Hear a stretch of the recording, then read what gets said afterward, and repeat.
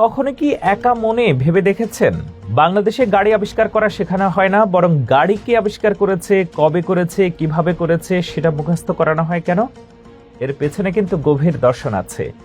আসলে আমাদের দেশের শিক্ষা ব্যবস্থা এতটাই উন্নত যে আমরা আবিষ্কারের মতো সাধারণ কাজে সময় নষ্ট করি না, আমরা মনোযোগ দেই আসল কাজে, জ্ঞান অর্জনে। দেখুন, পৃথিবীর অন্যান্য দেশগুলো ব্যস্ত নতুন নতুন জিনিস বানানো আর আবিষ্কার নিয়ে। তারা মোবাইল বানায়, গাড়ি বানায়, রোবট বানায়। আর আমরা জানি মোবাইল কবে বানানো হয়েছে, কে বানিয়েছে, তার পুরো বংশ পরিচয় কি। এই জানাটাই তো প্রকৃত শিক্ষা। নিজের হাতে মোবাইল বানানো তো কামলাদের কাজ, ওটা আমরা করব কেন? আমাদের ছেলেমেয়েরা কি এতটাই সাধারণ? মোটেও না। আমাদের সন্তানরা যে কতটা মেধাবী তার প্রমাণ তো চারদিকে ছড়িয়ে আছে। জিপিএ 5 আর জিপিএ 5।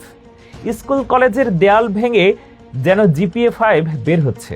এত বিপুল সংখ্যক মেধাবী যদি আমরা পদ্মা সেতু বা মেট্রো রেলের মতো ছোটখাটো জিনিস বানাতে লাগাই, তাহলে কি তাদের মেধার অপমান হবে না? তাদের কাজ আরো বড়, আরো মহৎ। তাদের কাজ হলো জ্ঞান চর্চা করা। এই কারণেই আমরা এক দারুণ বুদ্ধি বের করেছি। চীন, জাপান, রাশিয়া, কোরিয়ার ইঞ্জিনিয়ারদের তেমন কোনো কাজ নেই, তাই আমরা তাদের ডেকে আনি। তারা এসে আমাদের জন্য পদ্মা সেতু বানায়, মেট্রো রেল বানায়, পারমাণবিক বিদ্যুৎ কেন্দ্র বানায়, এমনকি কয়লা খনিও বানিয়ে দেয়। তারা রোদে পড়ে, বৃষ্টিতে ভিজে কাজ করে। আর আমাদের সোনার ছেলেরা, বুয়েট, রুয়েট, কুয়েট, চুয়েটের মেধাবী ইঞ্জিনিয়াররা ঠান্ডা ঘরে বসে সেই কাজের তথ্য সংগ্রহ করে। ওইটাই তো স্মার্টনেস। ওরা বানাবে আর আমরা শিখব।